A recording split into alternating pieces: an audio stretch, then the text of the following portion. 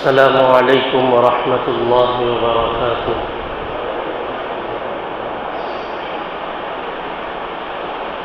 الحمد لله نحمده ونستعينه ونستغفره ونؤمن به ونتوكل عليه ونعوذ بالله من شرور أنفسنا ومن سيئات أعمالنا. من يهده الله فلا مضل له ومن يضلله فلا هادي له. ونشهد أن لا إله إلا الله وحده لا شريك له. ونشهد أن سيدنا وسندنا ونبينا ومولانا محمدا عبده ورسوله. أما بعد فقد قال الله تبارك وتعالى في القرآن المجيد والفرقان الحميد: أعوذ بالله من الشيطان الرجيم. بسم الله الرحمن الرحيم. وعهدنا إلى إبراهيم وإسماعيل أن طهرا بيتي للطائفين والعاكفين والركع السجود.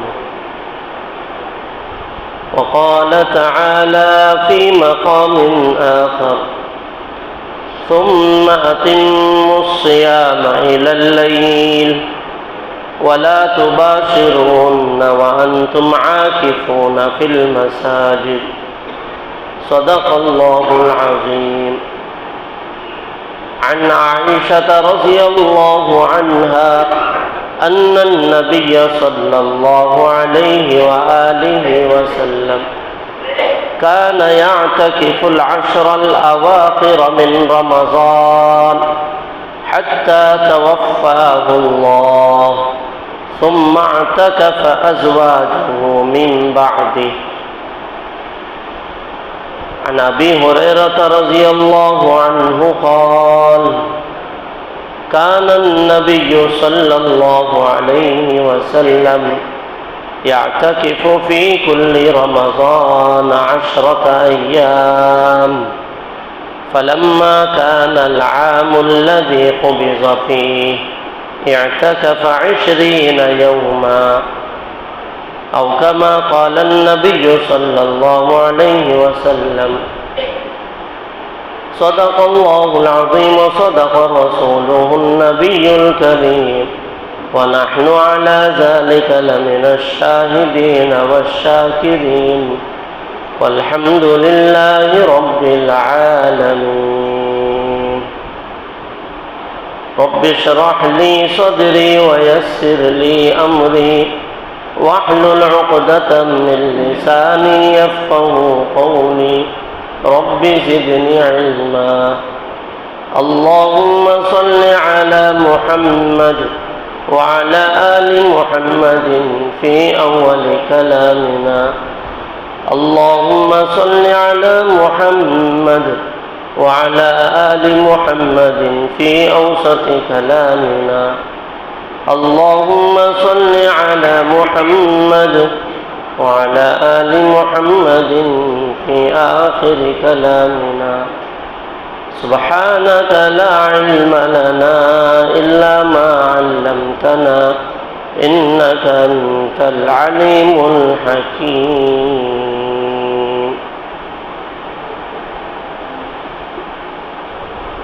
میرے محترم بزرگ و عزیز اور بھائی، سب سے پہلے اللہ عز و جل کا شکر بجا لاتا ہوں کہ اللہ پاک نے ہم سب کو جمعہ کی نسبت پر جمع فرمایا ہے۔ مزید اس کا احسان ہے کہ آخری نبی جناب محمد الرسول اللہ صلی اللہ علیہ وسلم کی امت میں سے پیدا فرمایا۔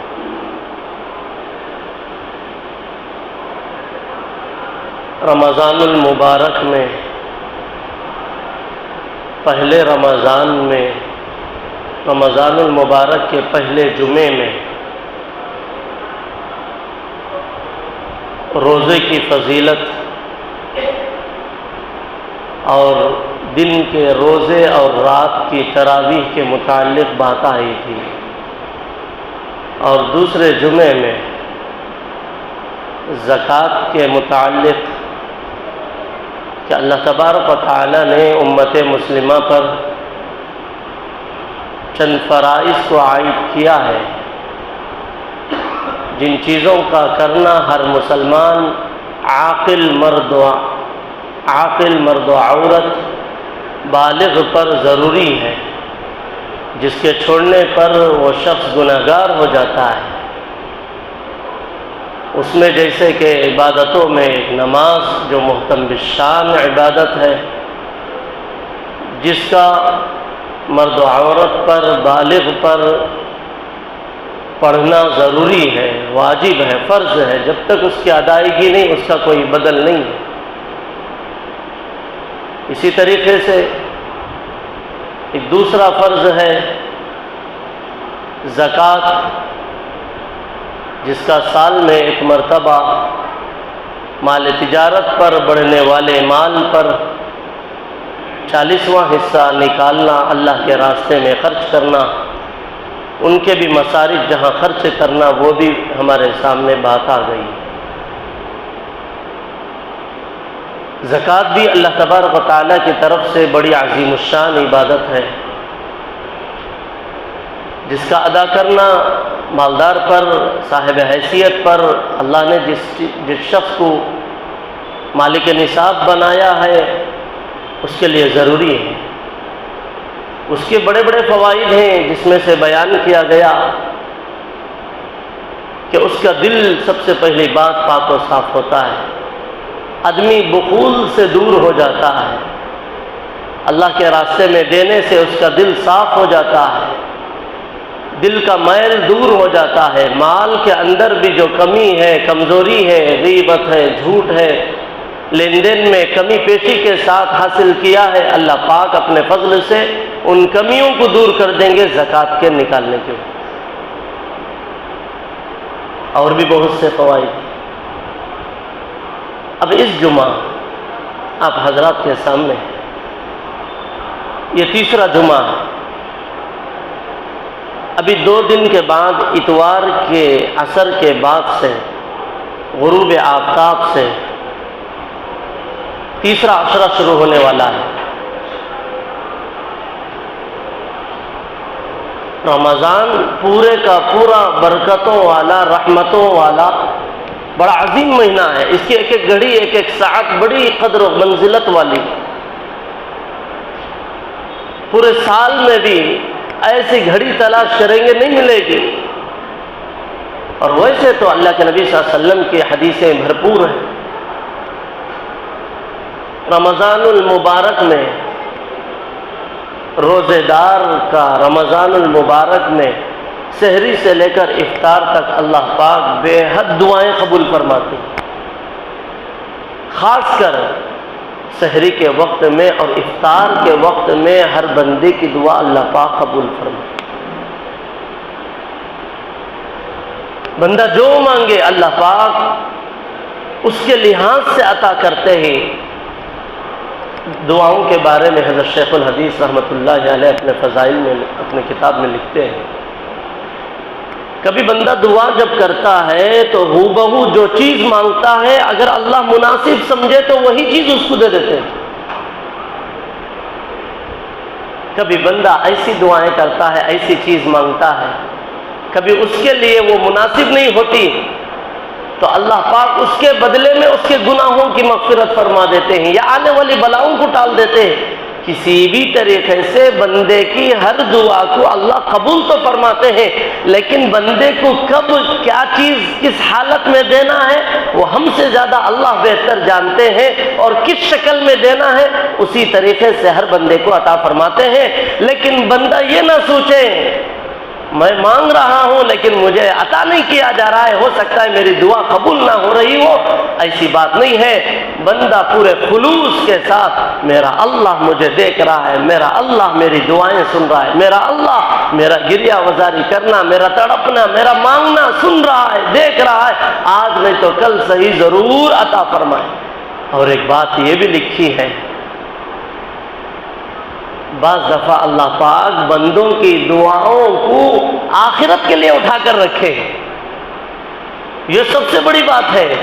کل قیامت کے دن بندہ جب دیکھے گا، اللہ پاک بلائیں گے، ایک بندے سے کہیں گے کہ فلاں وقت فلاں جگہ میں تو نے یہ چیز کی درخواست کی تھی، اس چیز کو مانگا تھا، میں اس دعا کو آج کے دن کے لیے تیرے اٹھا کر رکھا تھا، لے لے، اس کا بدلہ یہ ہے۔ بندہ پریشان ہو جائے گا اور یہ کہے گا، اے اللہ کاش پوری دنیا میں جب بھی جو بھی میں نے دعائیں مانگی تھی، کوئی دعا دنیا میں قبول نہ ہوتی، پوری کی پوری دعائیں آخرت کے لیے اٹھا کر رکھ دیتا تو کتنا اچھا۔ بندہ ترسے گا، تڑپے گا اس وقت۔ اس لیے بھائیوں، دعائیں کرنے میں جلد بازی نہ کرے، جو چیز مانگ رہے ہیں وہ نہ ملنے پر دعاؤں کو نہ چھوڑے۔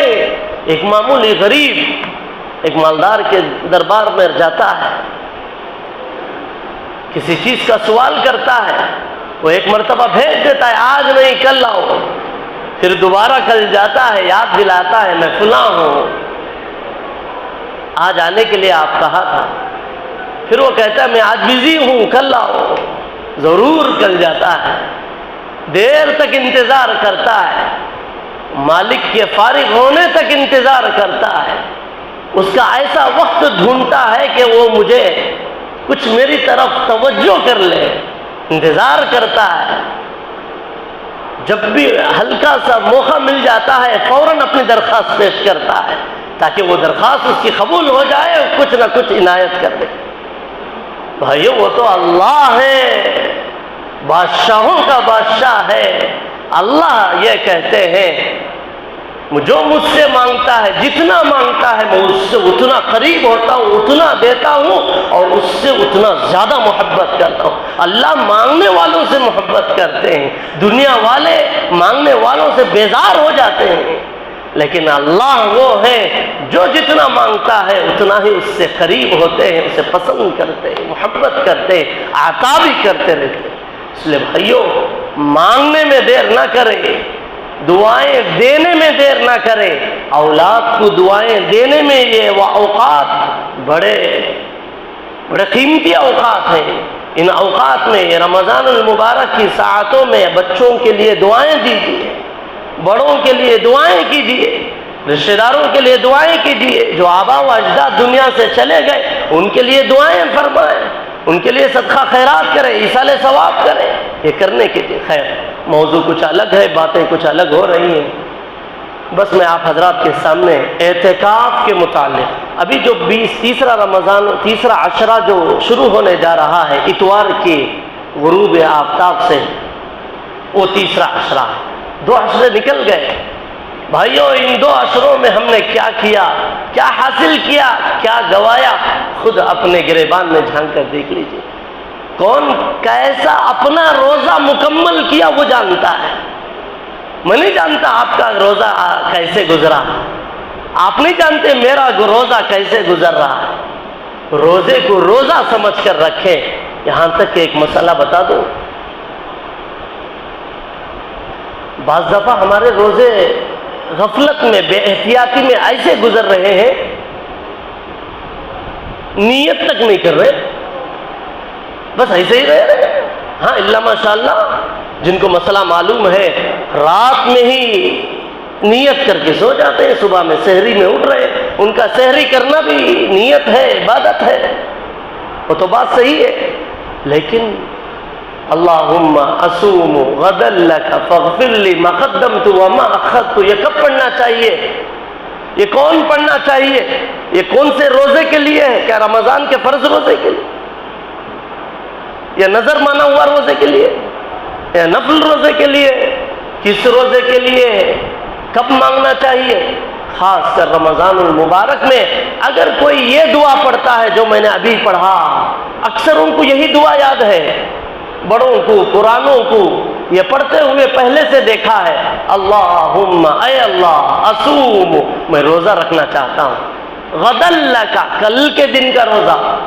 کل کے دن کا مطلب کیا؟ آگے آنے والا کل۔ یہ کب دعا قبول ہوگی؟ جبکہ رات میں ایک دن پہلے مانگے۔ ہم لوگ سحری کرنے کے بعد بھی یہی دعا پڑھتے ہیں، تو وہ کل کب ہوگا؟ وہ تو دن شروع ہو گیا ہے، آئندہ کل ہو جائے گا۔ اگر سحری کے بعد سحری کرتے ہوئے یا سحری کے بعد آج کے دن کا کوئی روزہ رکھنے کی نیت کرتا ہے، وہ یوں دعا مانگے، اللہم اصوم لک الیوم، اللہ میں آج کے دن کا روزہ رکھنا چاہتا ہوں، فاغفر لی ما قدمت وما، میرے اگلے پچھلے تمام گناہوں کو معاف فرما۔ تو بندہ نیت کرے، سحری کھاتے ہوئے نیت کرے، رات میں سو رہا ہے یہ نیت کر کے سوئے کہ کل مجھے سحری کرنا ہے، کل کا مجھے روزے رکھنا ہے، اور یہ اللہ کے لیے میں یہ روزہ رکھ رہا ہوں۔ اے اللہ اس کے روزے کے ذریعے سے، سحری کے ذریعے سے، رات کی تراویح کے ذریعے سے، اے اللہ تو میرے گناہوں کو معاف کر دے۔ بندہ بار بار دعائیں کرتا رہے، یہ دعاؤں کا وقت ہے، یہ موسم ہی دعاؤں کا ہے، اپنی مغفرت کرانے کا وقت ہے۔ پہلی بات تو یہ ہے روزوں کی نیت کریں۔ جب تک جس چیز میں نیت درست نہیں ہوگی، اللہ کے لیے نہیں ہوگی، خلوص سے نہیں ہوگی، اللہ پاک وہ عمل قبول نہیں کریں گے، اگرچہ کہ کتنا ہی بڑی عبادت ہی کیوں نہ ہو، کتنا بڑا عمل کیوں نہ ہو، نیت شرط ہے، نیت کو نہ بھولیں۔ چھوٹا بھی کام کر رہے ہو نیت بڑی کیجیے، اللہ پاک چھوٹے عمل میں بڑا ثواب عطا کرے۔ ایسے ہی ابھی تیسرا عشرہ جو اتوار کی غروب آفتاب سے شروع ہونے جا رہا ہے، اس کی تو پہلے 2 عشروں سے زیادہ فضیلت ہے، کیونکہ اس میں شب قدر آ رہی ہے۔ طاق راتوں میں شب قدر کے تڑپنے کا، انتظار کرنے کا، تلاش کرنے کا، رونے کا، جاگنے کا حکم دیا گیا ہے۔ اس لیے تیسرے عشرے کو بڑے اہتمام سے گزاریں گے، وہ عشرے میں ایک لمحہ بھی ہمارا بیکار نہ ہو، ایسا پورا وقت مکمل جاگ کر عبادت کر کے اللہ کو منانے اور وہ شب قدر کو پانے کی پوری کوشش کریں گے انشاءاللہ۔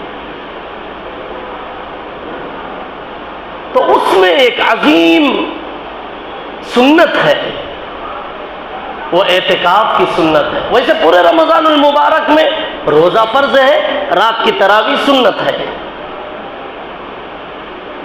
اور یہ پورے رمضان المبارک میں پورا رمضان بھی اعتکاف میں بیٹھ سکتے ہیں۔ اللہ کے نبی صلی اللہ علیہ وسلم نے بیٹھ کر دکھایا، کبھی پہلے عشرے میں بیٹھے، پھر کبھی دوسرے عشرے میں بیٹھے، حضرت جبریل آ گئے، آ کر کہنے لگے اے اللہ کے نبی، اللہ حکم دیتے ہیں کہ تیسرے عشرے میں بھی اعتکاف فرمائیں۔ اللہ کے نبی کی رہبری فرمائی، اللہ کے نبی سے کہا گیا، تو تیسرے عشرے کا جب اعتکاف فرمایا تو اس میں شب قدر تلاش کرنے کا حکم دیا۔ تو معلوم ہوا تیسرا عشرہ 2 عشروں سے زیادہ قیمتی ہے۔ 2 عشرے گزر گئے، 2 عشرے گزر گئے،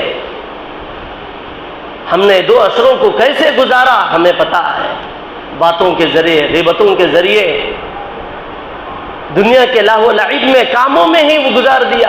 کیا عبادت کیے، اللہ کو کتنا منائے ہم جانتے ہیں، لیکن اب جو گنے چنے ایام رہ گئے 12 یا 13 دن، ان کو غنیمت سمجھے۔ معلوم نہیں آئندہ رمضان کسی کو ملے نہ ملے، لیکن یہ رمضان مغفرت کرا کے چھوڑیں گے۔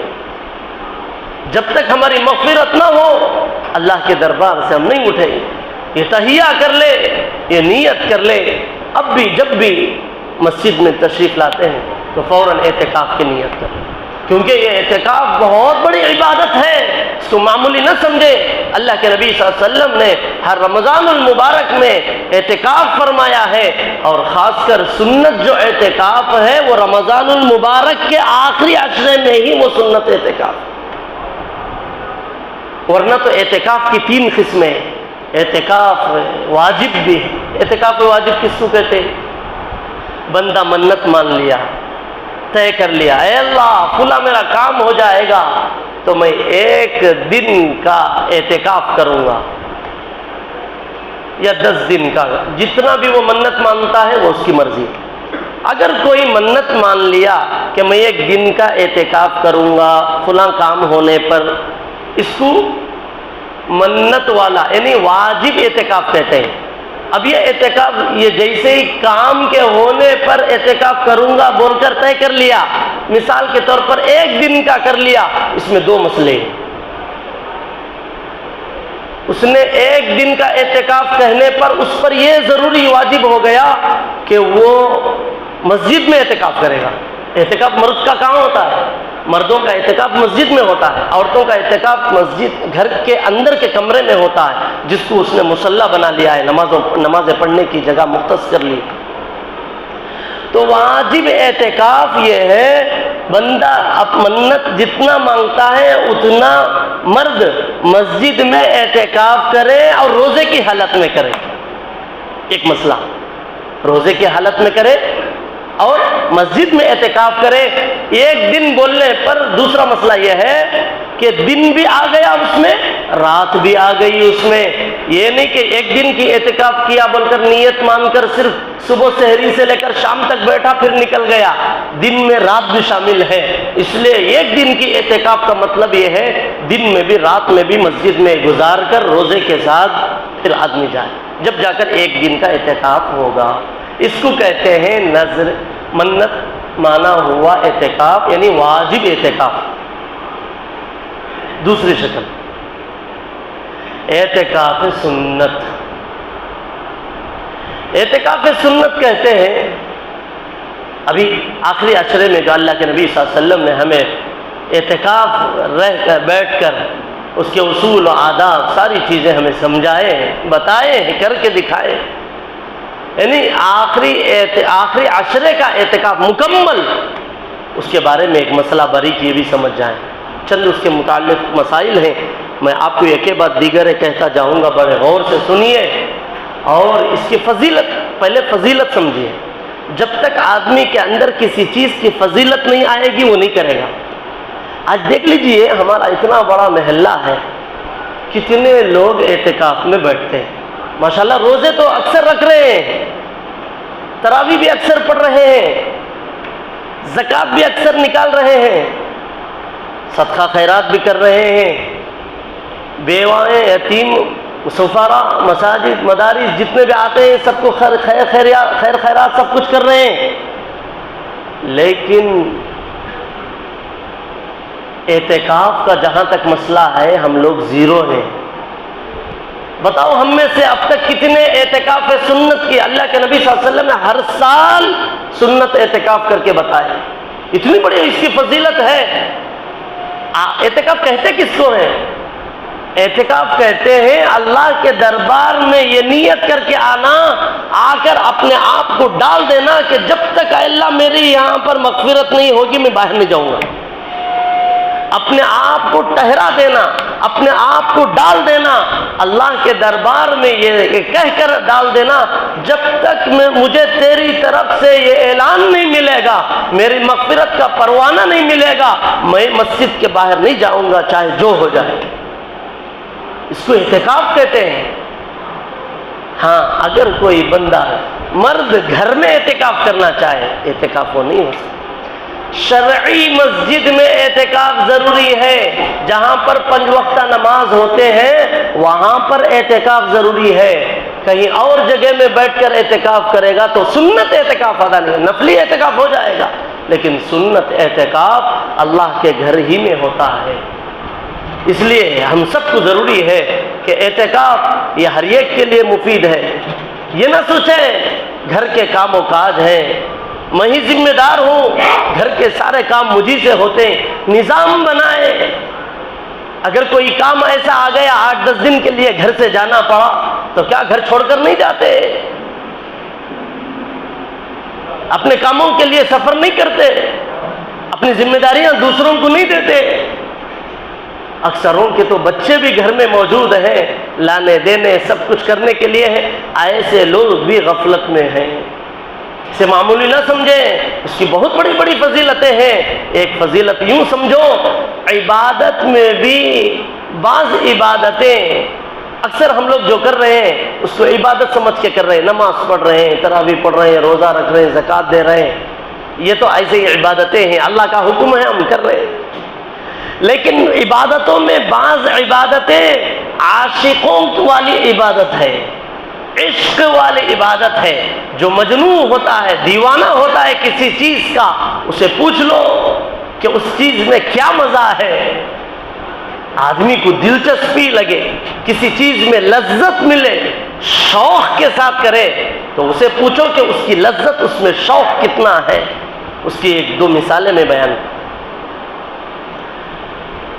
عبادتوں میں عشق کی عبادت، حجاج کرام جو جاتے ہیں حج کے لیے، عمرے کے لیے، وہاں پر عاشقوں والی عبادت ہوتی ہے۔ سر پر کوئی نہ ڈالے، چہرے پر حجاب نہ کرے، کوئی کپڑا سر پر نہ ڈالے، تیل سر میں نہ ڈالے، کنگھی نہ کرے، خوشبو نہ لگائے، سلے ہوئے کپڑے نہ پہنے، جوتا ایسا نہ پہنے جس کی وجہ سے اوپر کی ہڈی چھپ جائے۔ یعنی حاجیوں کے لیے کچھ ایسی چیزیں ہیں، شرائط ہیں جو عشق کے قبیل سے ہیں۔ اللہ چاہتے ہیں کہ میرا بندہ پراگندہ بال آئے، میلا کچیلا آئے، اس کو ہوش نہ رہے، ایسا آئے میرے گھر میں۔ وہ عشق والی عبادت ہے جو حجاج عمرہ کرنے والے جو کرتے ہیں، اللہ کے دربار میں پہنچتے ہیں، اللہ کے گھر کی جو زیارت کرتے ہیں۔ تو یہ اعتکاف بھی عشق والی عبادت ہے، اس میں عاشقین کی ضرورت ہے۔ آدمی کو جس چیز کی لذت ہو جاتی ہے اس چیز کو دور کر کے دیکھو، کیسا تڑپنے لگتا ہے، کیسا مجبور ہو جاتا ہے، پریشان ہو جاتا ہے۔ اس لیے یہ اعتکاف والی عبادت عشقیہ والی ہے، عاشقوں والی ہے۔ یہاں آ کر اپنے آپ کو اللہ کے سپرد کر دینا ہے، دنیا وما فیہا سے بے خبر ہو کر آنا ہے۔ دنیا کی تمام ٹینشنیں، چیزیں، لذتیں، ساری چیزیں گھر میں مسجد کے باہر چھوڑ کر آ جائیں، آ کر اپنے آپ کو اللہ کے سامنے ڈال دیں۔ اس کو اعتکاف کہتے ہیں، اپنے آپ کو اللہ کے سامنے ڈال دیں، اللہ کے سپرد کر دیں، اس کو اعتکاف کہتے ہیں۔ بہرحال اعتکاف بہت اونچی عبادت ہے، بہت فضیلت والی عبادت ہے۔ آدمی کو چاہیے کہ مرنے سے پہلے اعتکاف سنت جو ہے، نفلی اعتکاف تو ہم کرتے رہتے ہیں، جب بھی مسجد میں آتے ہیں نیت تو کر لیتے ہیں، لیکن اللہ کے نبی صلی اللہ علیہ وسلم کا بھی ایک خاص عمل تھا، اعتکاف والا عمل، خاص کر سنت اعتکاف، یہ کسی حالت میں بھی ہمارے نہ چھوٹے۔ اللہ نے جسے موقع دیا ہے وہ غنیمت سمجھیں، غفلت نہ کریں۔ یہاں کی عبادتیں، اللہ سے لو لگانا، گریہ وزاری کرنا، اس میں ایک بڑی لذت ہے۔ جو اس چیز میں لگے گا، جو اس چیز کو سمجھے گا، اسی کو پتہ چلے گا۔ بہرحال ایک مسئلہ یہ ہے، رمضان کے سنت اعتکاف کا وقت 20ویں روزے کے سورج کے غروب ہونے سے پہلے معتکف مسجد میں آ جائے، مسجد میں آ کر نیت کر لیں۔ ابھی غروب آفتاب ہونے سے پہلے، مغرب سے پہلے نیت کر لیں۔ کیا نیت کرے؟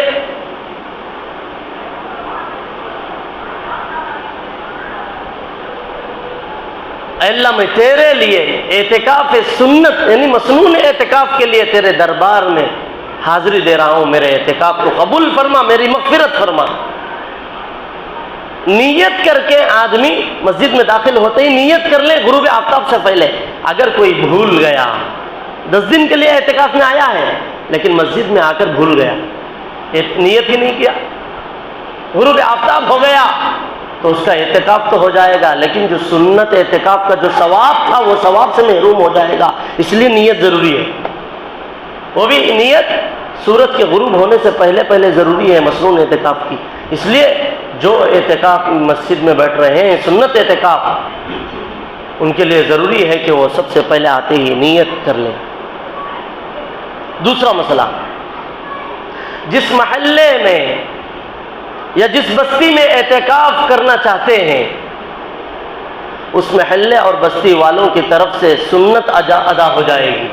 ایک بھی بندہ بیٹھے گا مسجد میں محلے والے، تو پورے محلے پر جو ضروری تھا، ذمہ داری تھی کہ اعتکاف میں بیٹھیں، وہ ایک بندہ بیٹھنے کی وجہ سے پورے محلے والے کی طرف سے وہ ذمہ داری ادا ہو جائے گی۔ اگرچہ کہ اعتکاف کرنے والا دوسرا محلے کا بھی آ کر بیٹھ جائے، تب بھی محلے والوں کے اوپر جو ذمہ داری تھی وہ ذمہ داری ادا ہو جائے گی۔ تو ایک آدمی کا تو کم سے کم سنت اعتکاف کے لیے 5 وقتہ نماز مسجد میں آ کر اعتکاف میں بیٹھنا ضروری ہے۔ تیسرا مسئلہ، بعض نوجوان، بعض لوگ پورا عشرہ حضرت لمبا ہوتا، 2 یا 3 دن آ کو بیٹھ جاتا تو وہ اعتکاف نفل ہے۔ اگر سورج کے غروب ہونے کے بعد بھی آ کر بیٹھے تو وہ نفلی اعتکاف سمجھا جائے گا، سنت اعتکاف نہیں سمجھا جائے گا۔ 3 دن کے لیے، 5 دن کے لیے، 6 دن کے لیے آخری عشرے میں جو بندہ آ کر بیٹھتا ہے وہ بھی نفلی اعتکاف سمجھا جائے گا۔ سنت اعتکاف جو پیکج ہے وہ 20ویں دن کے روزے کے غروب آفتاب سے پہلے آ کر مسجد میں نیت کر لیں۔ چوتھا مسئلہ، عورتوں کو مسجد کے بجائے وہ گھروں میں اعتکاف کر لیں۔ جیسے مردوں کو مسجد میں یہاں ثواب ملتا ہے پورے شرائط پر عمل کرتے ہوئے صحیح اعتکاف جو بندہ گزارتا ہے، جیسے مرد کو ثواب ملتا ہے، ایسے ہی عورت کو بھی اپنے گھر میں وہ اپنی کوٹری کو مسجد بنا لے، مصلی بنا لے، وہیں اگر پورے شرائط کے ساتھ وہ بھی اعتکاف کرے گی تو اس کو بھی سنت اعتکاف کا ثواب ملے گا۔ 5واں مسئلہ، سنت اعتکاف کی دل میں اتنی نیت کافی ہے کہ میں اللہ تعالیٰ کی رضا کے لیے رمضان کے آخری عشرے کا مسنون اعتکاف کرتا ہوں۔ اس طریقے سے بھی اعتکاف کی نیت کریں گے تو آپ کا اعتکاف شروع ہو جائے گا۔ 6واں مسئلہ، کسی شخص کو اجرت دے کر اعتکاف میں بٹھانا جائز نہیں ہے۔ پہلے ہوتا تھا، قریوں میں دیکھتے تھے، کوئی بیٹھنے تیار نہیں تھا، معلوم نہیں تھا اس کی کیا فضیلت ہے، اس کی کیا حقیقت ہے۔ آج معلوم ہو کو بھی بیٹھ رہے نہیں، وہ الگ بات ہے۔ پہلے معلوم نہیں تھا، علم ہی نہیں تھا، تو ان کو جا کر سمجھانا پڑتا تھا۔ بعض دفعہ سمجھانے کے باوجود بھی خریوں میں نہیں ملتے تھے، تو محلے سے طے کرتے تھے جو بیٹھے گا اس کو کچھ اجرت معاوضہ ملے گا، آپ کے گھر میں راشن پہنچے گا، آپ آ کر بیٹھ جائیے۔ تو یہ معاوضہ دے کر اعتکاف میں بٹھانا جائز نہیں ہے، احتیاط کریں۔ یہ شوق کی چیزیں ہیں، یہ عبادت کی چیزیں ہیں، آدمی اپنے آپ کو قربان کرنا چاہیے۔ 7واں مسئلہ، مسجد میں ایک آدمی بیٹھا تو ثواب پورے محلے کا ثواب اس کو مل رہا ہے، سب کی ذمہ داری وہ ادا کر رہا ہے۔ یہ سنت علی الکفایہ ہے، ایک آدمی بیٹھ گیا تو پورے محلے پر سے کافی ہو جائے گا، سب کی ذمہ داری ادا ہو جائے گی۔ کیا اس کو ایک شخص کو ہی وہ پورا ثواب ملے گا؟ اگر اس کے ساتھ 2 یا 4 یا 5 لوگ بیٹھیں گے تو کیا وہ پورے ثواب میں سے ٹکڑے ٹکڑے کر کے دیا جائے گا؟ نہیں، اللہ ثواب دینے میں بہت زیادہ ثواب عطا فرماتے ہیں۔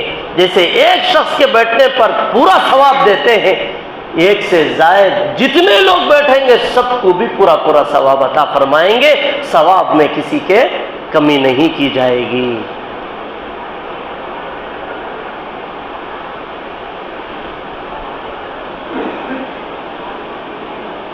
8واں مسئلہ،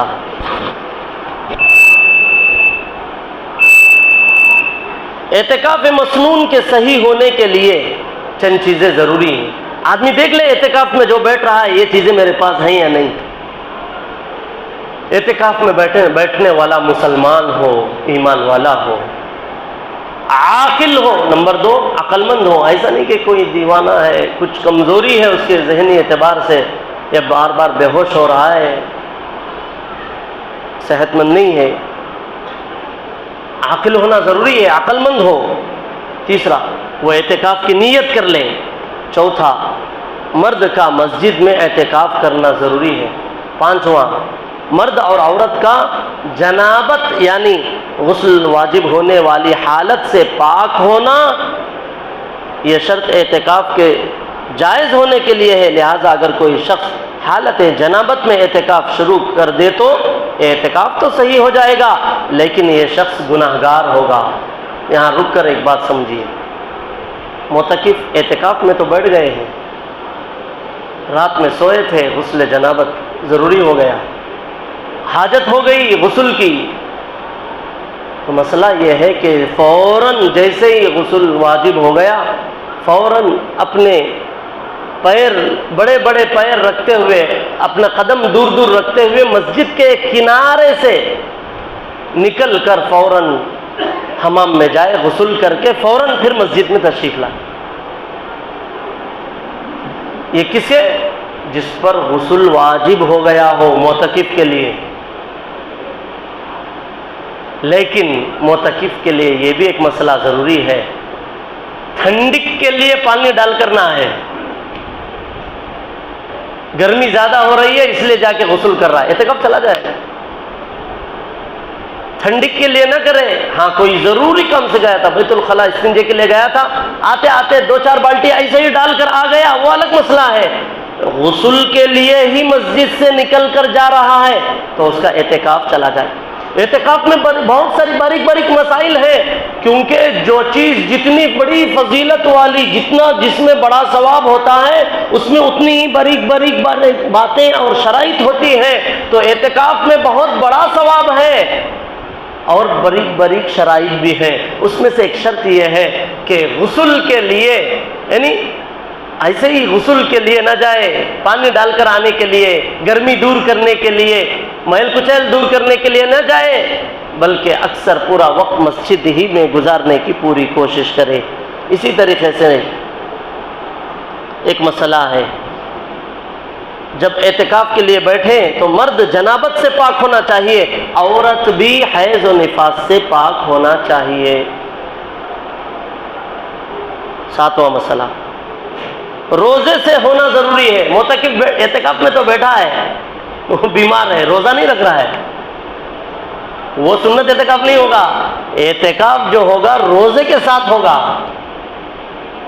آخری عشرے کے پورے سے روزے رکھنا پڑے گا. ایک بھی روزہ کسی وجہ سے چھوڑ گیا تو اس کا اعتکاف بھی ٹوٹ گیا. پورے روزے رکھنا آخری عشرے میں. جو اعتکاف بیٹھا ہے پورے روزے کے ساتھ پورا اعتکاف کریں. دن میں روزہ نہیں ہے, رات میں تراویح عبادت سب کچھ ہو رہی ہے, لیکن روزہ نہیں ہے تو پھر اس کا سنت اعتکاف نہیں ہوگا. نفلی اعتکاف ہو جائے گا, ثواب تو مل جائے گا, لیکن سنت والا جو پیکج ہے وہ نہیں ملے گا, ٹوٹ جائے گا. 10واں مسئلہ, جس شخص کے بدن سے بدبو آ رہی ہو. بعض لوگ مرض ہوتا ہے بدبو بدن سے نکلنے کا. اگر کسی کے لیے ایسا بدبودار بدبو نکلنے کا کسی کے ساتھ مرض ہے, ایسا آدمی اگر اعتکاف میں بیٹھنا چاہتا ہے, جس کی بدبو سے لوگ تنگ ہوتے ہوں, تو ایسا شخص اعتکاف میں نہ بیٹھے, کیونکہ دوسروں کو تکلیف ہوتی ہے, فرشتوں کو بھی تکلیف ہوتی ہے.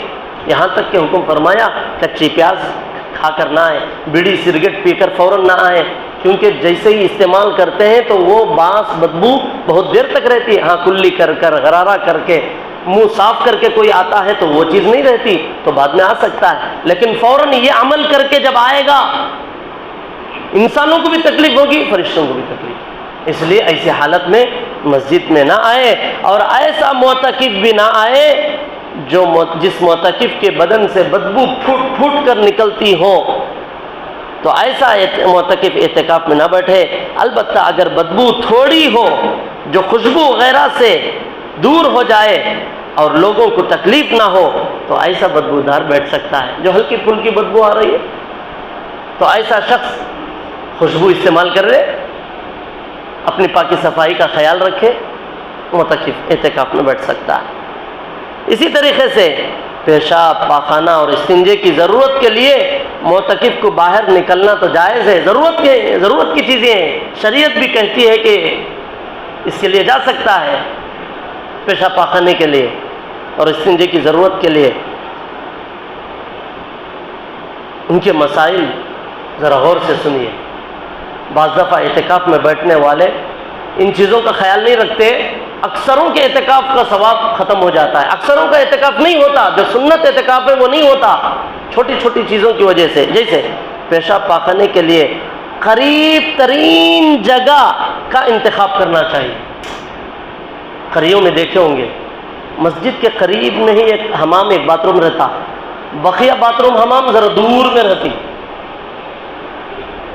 جو قریب کا ہے وہ ایمرجنسی ہے، اور جو دور ہے وہ سارے لوگوں کے لیے ایسا بناتے ہیں. تو وہ اعتکاف کے لیے اتنی باریک بات ہے کہ جو قریب ہے وہیں وہ استعمال کرے، دور بھی نہ جائے. جتنا ہو سکے مسجد کے قریب قریب ہی اس کے کام ہو جائے، اس بات کی کوشش معتکف کو کرنا چاہیے. دور کے حمام کو نہ جائے، دور کے استنجا کو نہ جائے، دور کے بیت الخلا کو نہ جائے. قریب کا جو وضو خانہ ہے، پہلا نل ہے، وہاں سے وضو کر کے فارغ ہو کر فوراً اندر آ جائے.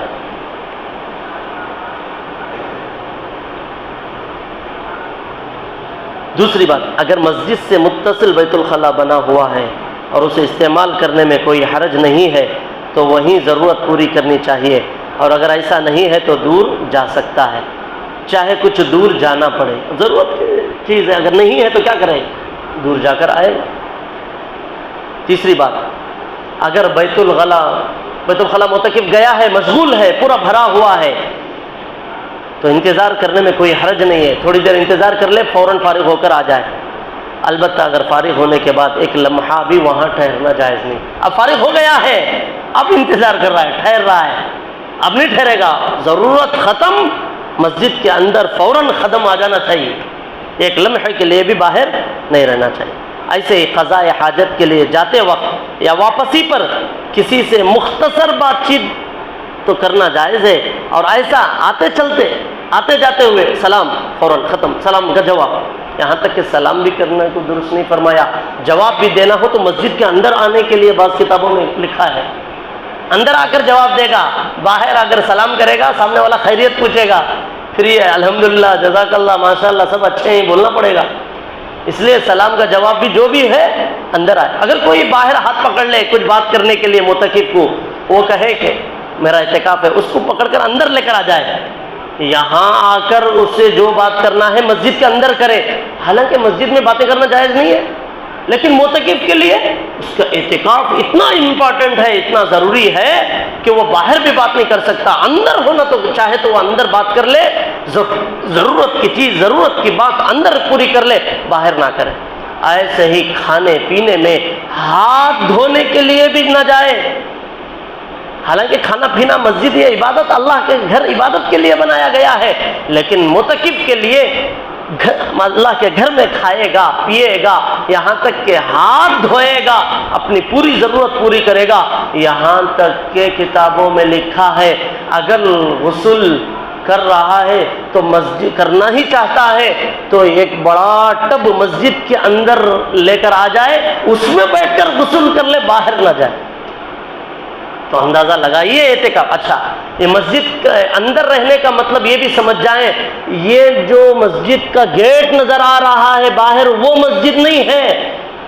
جو مسجد بنائے ہیں شروع میں، جو مسجد کہہ کر جو فاؤنڈیشن ڈالے تھے، یہاں تک یہ مسجد کا حصہ ہے بول کر جو پہلی منزل جو شروع کیے تھے، اندر کا جو یہ حصہ ہمیں یہ جو دروازے نظر آ رہے ہیں، یہ شرعی مسجد ہے، وہ مسجد نہیں ہے. وہ تو مسجد کا صحن ہے، برآمدہ ہے. اگر کوئی غفلت میں ایک قدم بھی باہر یہ سوچ کر رکھ دیا یا بغیر سوچے کے رکھ دیا تو اس کا اعتکاف گیا. اعتکاف تو اللہ کا دیوانہ ہو کر اللہ کے دربار میں آ کر بیٹھ جانے کا نام ہے. اسی لیے پردے بھی لگائے جاتے ہیں کہ وہ خلوت میں رہے.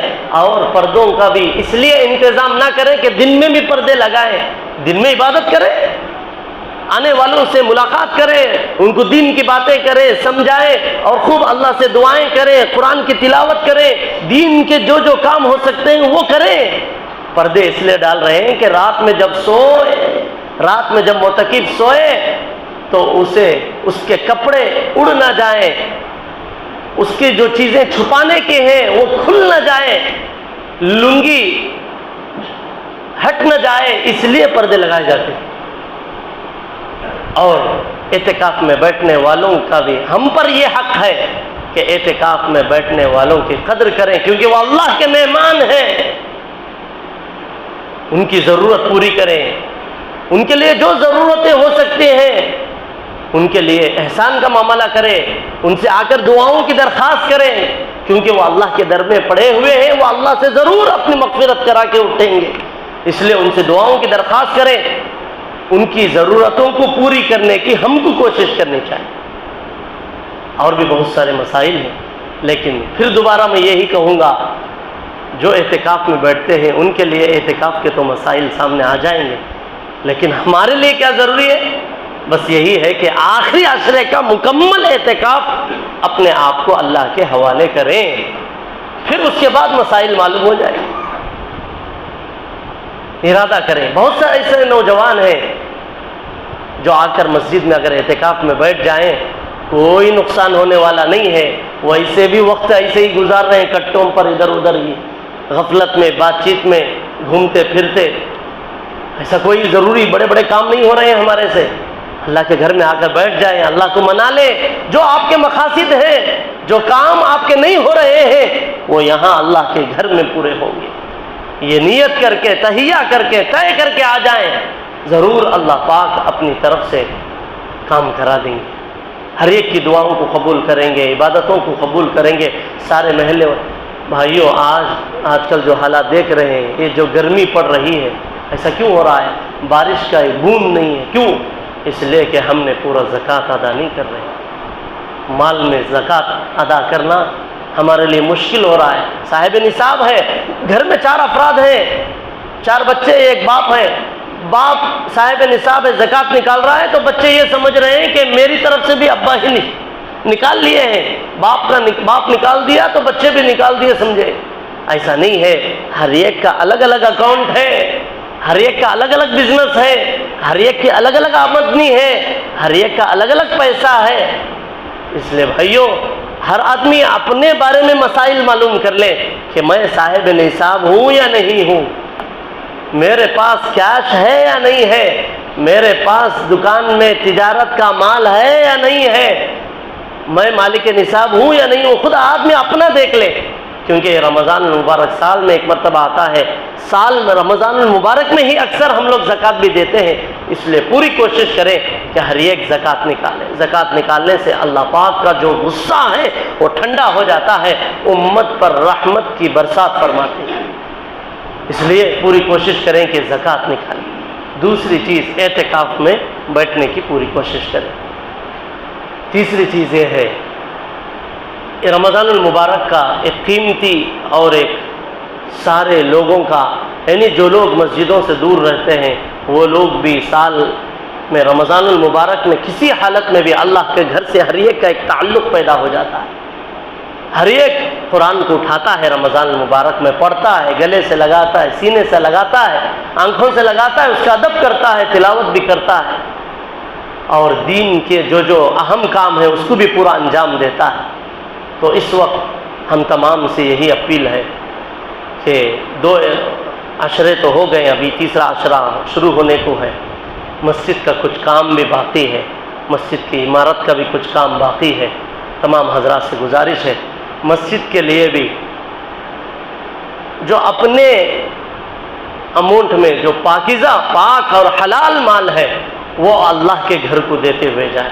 مسجد کے سامنے ایک شیڈ کا انتظام کرنے کو جا رہے ہیں، تمام حضرات سے گزارش ہے کہ اس میں خوب بڑھ چڑھ کر، ایسا نہیں کہ کچھ اماؤنٹ دے دیے، بلکہ اس کے لیے میٹیریل کا جو بھی ہو سکتا ہے وہ مسجد کے باہر نوجوان بھی ہیں اور مسجد کے ذمہ دار بھی ہیں، ان سے ملاقات کیجیے اور مسجد کے لیے کیا ہو سکتا ہے اپنی حلال کمائی میں سے اللہ کے گھر کو دیتے ہوئے جائیں، اس لیے کہ اس میں کسی کا 1 روپیہ بھی لگ گیا، جب تک اس پر عبادت ہوگی یا نہ ہوگی، مسجد تو اللہ کا گھر ہے، جس کا 1 روپیہ بھی لگ گیا، جب تک یہ مسجد ہے یعنی قیامت تک یہ مسجد ہی رہے گی، اگرچہ کہ اسے منہدم کر دیا جائے، ثواب آٹومیٹک اسے ملتا رہے گا۔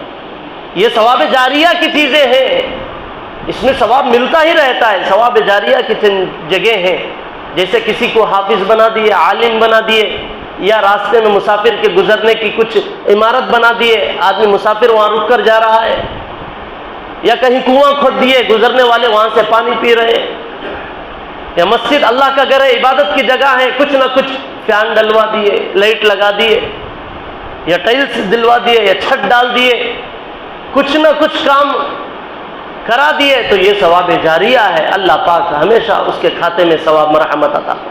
اگر کوئی اپنے والدین کے لیے یا دادا دادی نانا نانی مرحومین کے لیے بھی اگر کوئی آ کر کچھ نہ کچھ رقم لگا دیا یا کوئی چیز خرید کر دے دیا تو اس کے لیے ہمیشہ کے لیے وہ ثواب جاریہ ہے۔ تو آپ تمام حضرات سے گزارش ہے، یہ رمضان کا موقع ہے، ویسے تو اپنی زکوٰۃ مدارس کو، بیوائیں، یتیم، غریب، مسکینوں کو تو دیتے ہی ہیں، وہ پیسہ انہی شعبوں میں لگنا چاہیے، لیکن یہ اللہ کا گھر ہے، پاک مال، اپنا پاک مال اس میں لگانا چاہیے۔ تمام حضرات سے گزارش کروں گا جاتے ہوئے جمعہ کے بعد رسید بھی کٹوائیں، اور جو ضرورت کا میٹیریل ہے اس کو بھی وہ بھی دلاتے ہوئے جائیں۔ اللہ پاک ہم سب کے تعاون کرنے کو قبول فرمائے۔ اللہ پاک سے دعا ہے کہ اللہ پاک ہمارے رمضان المبارک کے ان ساعتوں کو قبول فرمائے، ہمارے روزوں کو قبول فرمائے، ہمارے اعتکاف کو قبول فرمائے، ہماری تلاوتوں کو قبول فرمائے، رات کی تراویح کے پڑھنے اور سننے کو قبول فرمائے۔ آمین وآخر